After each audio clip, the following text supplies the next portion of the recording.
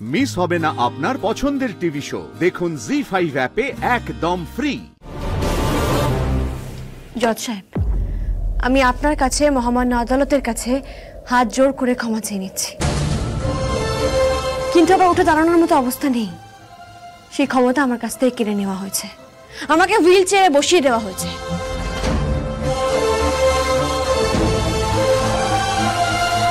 আর এই সবকিছুর জন্য দায়ী ওই অরুণাভ ভৌমিক।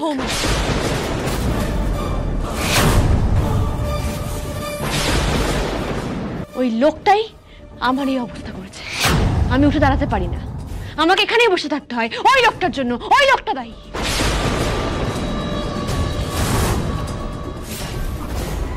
বাহ, এবার কি নতুন একটা গল্প সাজাবেন নাকি? উনি কি বলছেন ওনাকে বলতে দিন।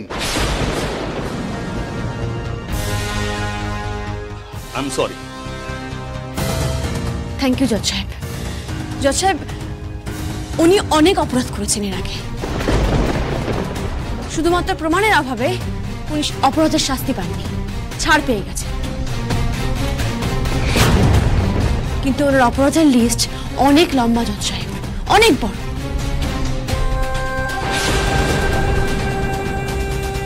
ধর্মাবতার, আমি শ্যামলী মালাকারের সঙ্গে একদমই একমত।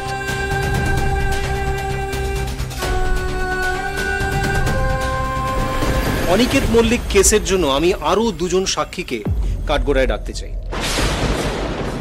শ্যামলী মালাকারের দুই ভাইয়ের ওয়াইফ শিউলি এবং Chhaya. Permission granted. Thank you.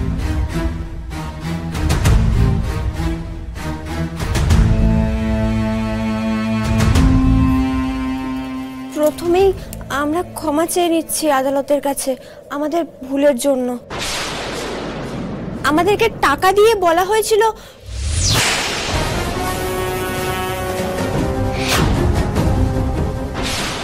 শুধুমাত্র টাকার বিনিময়ে আমার স্বামী এই লোকটার সব রকম অপরাধের দায়ভার নিয়েছিল।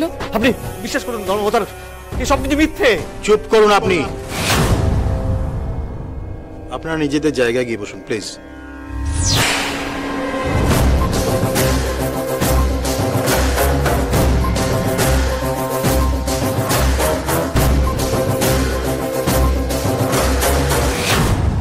অরুণাভ ভৌমিক, কাঠগড়ায় আসুন।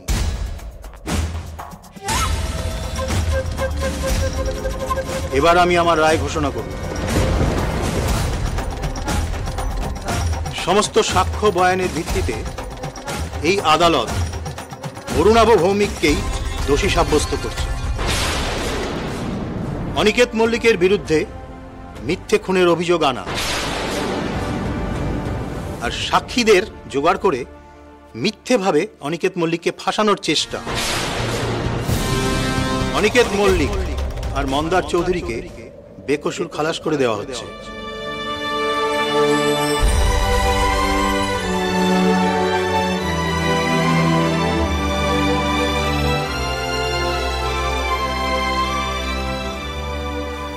শ্যামলী, আপনি আরো একবার আমাকে আপনার কাছে ঋণী করে রাখলেন। জি5 ডাউনলোড করুন আর সব এপিসোড দেখুন একদম ফ্রি।